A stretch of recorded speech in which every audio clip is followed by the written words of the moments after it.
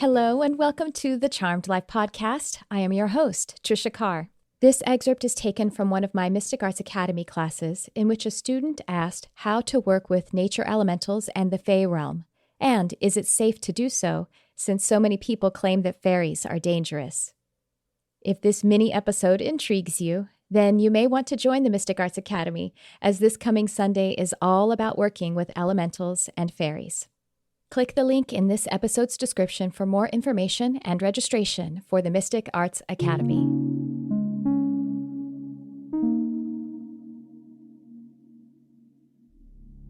I love fairies. I work with the nature spirit realm. Here's the thing. You could also read certain forums that would tell you that working with the spirit realm is bad because you could connect with demons, right? So there's dogma, there's fear-based perspectives, and I don't know why if you're just looking in metaphysical and spiritual forms and it comes to fairy, that you do happen to find more of that in what is supposed to be a bit more open-minded kind of, thought. But here's the thing, is that that's fear-based. The end. If it's fear-based, if it's fear-based, it's not helpful. As it concerns the human race, are there murderers? Are there torturers? Are there acts of atrocity? So, yeah, it exists, right? And the spirit or the non-physical precedes the physical, right? Always, 100% of the time. The non-physical precedes the physical. And even if you're just saying, well, there's a thought or there's an intention, there is the spark of creation, which was source energy or God's intention to experience itself.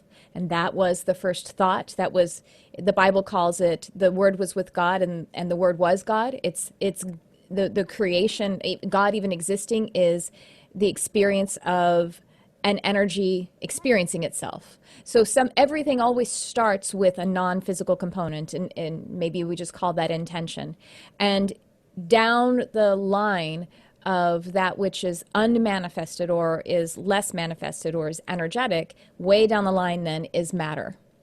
So if in the world of matter, meaning like human beings, there are bad things, which just means things that we don't want to experience, in this perspective. I don't want to experience pain. I don't want to experience aggression.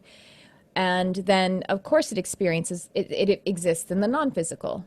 But I wanted to give it to you that way because it's not really mysterious to us that there are bad people, right? That's not mysterious. We just know that there is.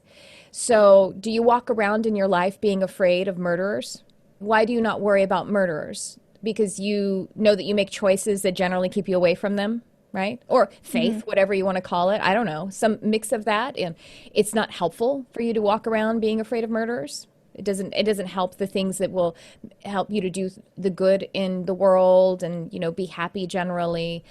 So you trust that there's wisdom that you know how to run, and that there's intelligence that you know how to run, and that you just generally have gotten to a place where you're walking in a way that keeps you safe from that.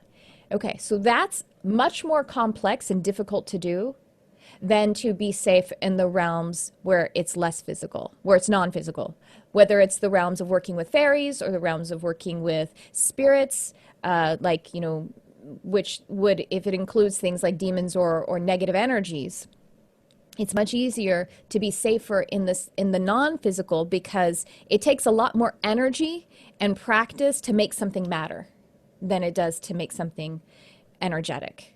Energetic right now. Poof, when we had that prayer, did you feel good? You chose to feel good. Because you know what? I could bring my mother-in-law in on that, who is like a TBN, and she hears me say some of the things I said. She's going to choose to feel bad. She's going to choose to be afraid.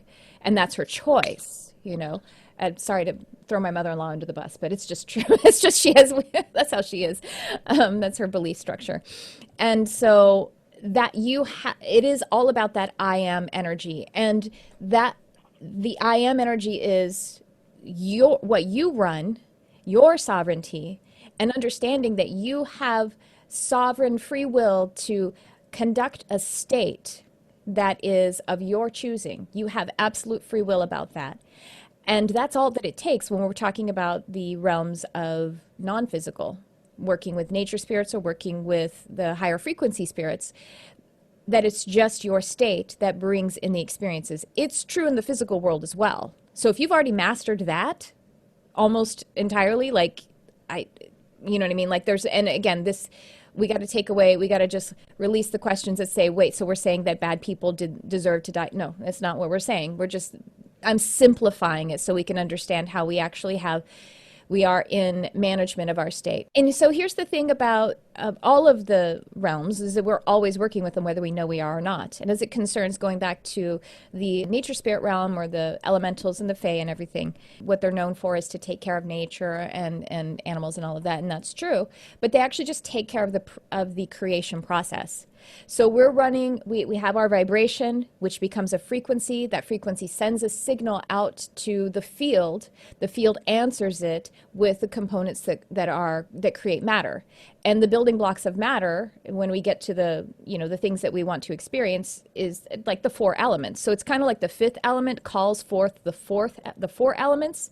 And the nature spirits are bringing those. They're basically they're kind of like, if I imagine them, which is just a way for me to understand. It's not literally like this, but I kind of imagine them going, okay, bring the water to her. She wants to be healthier. You know what I mean? Like they're bringing the buckets of water or whatever it is, I have a cartoon mind, but we do work with them. What is true about them is because they are vibrating more closely to the will and the frequency of ecology, of nature, and of Gaia, and Gaia's frequency, her signature is very close to source energy, especially as from our perspective. And so they are unity consciousness is what we're talking about, but as it concerns the realm of creation of Gaia creating the earth. And so they will sort of they will kind of trip you up sometimes in order to help to wake you up. Some people kind of see this as they take revenge on people who are bad with nature or something like that, who do things that are against nature. And that's just the process, though. It's the frequency that they're running will bring disturbances, because they're running a frequency that is calling together things that are, let's say, polluting of or disrespectful of or whatever it is.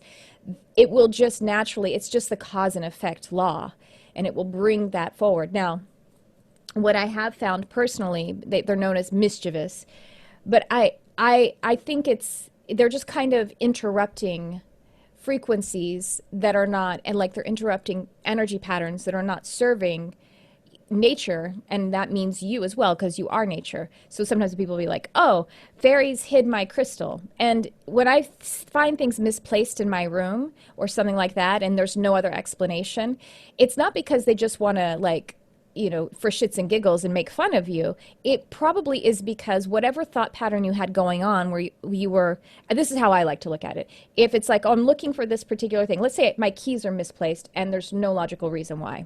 Okay, then maybe I need to come a little bit more present before I go get in the car or something like that. And that's what I choose to reframe it as. And then something wonderful will happen from it because of the unconditional positive expectation. And then so far as working with them, it's just you attract what you are in anything, in the people that you are, the people that you're connecting with, but certainly with that realm as well. They're reading intention. Yeah. The reason they're known for being mischievous or interrupting in that way, a little more obviously than, let's say, the more outer realms, they're the inner planes, is because they are at the precipice of manifestation. So it shows up, whereas they're tighter wave frequencies. So little things show up, and we can become a little bit more aware of it, as opposed to something that's the more expanded waveform in the outer frequencies. So you know what I mean? Like we do have interruptions and everything happening from spirit, but a lot of times that just looks like what's not manifesting for you, because your frequency isn't really aligned with your higher self, and so it doesn't manifest for you. And that's a little more passive seeming than it is with the nature spirits who are in the quicker realms. Really, it's really fast in those places. So then, we kind of see that it's then labeled as mischievous, but I don't see it as such. I like to see it as a help rather than mischief. Your higher intention is to be helpful and to be a blessing, and that's what they were helping you to align with. If you enjoyed this or any of the Charmed Life podcast episodes, I invite you to like, subscribe, share, or comment, or leave us a review on Apple iTunes or however you get your podcasts. Thanks for tuning in. I love you, whoever you are.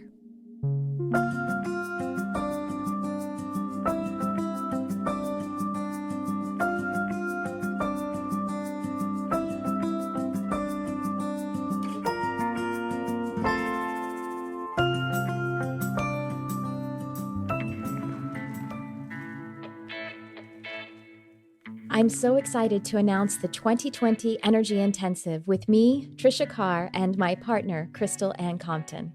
The Energy Intensive is an 8-week, comprehensive program that teaches and activates energy healing modalities. This program is unique, it is brand new, and it is cutting edge.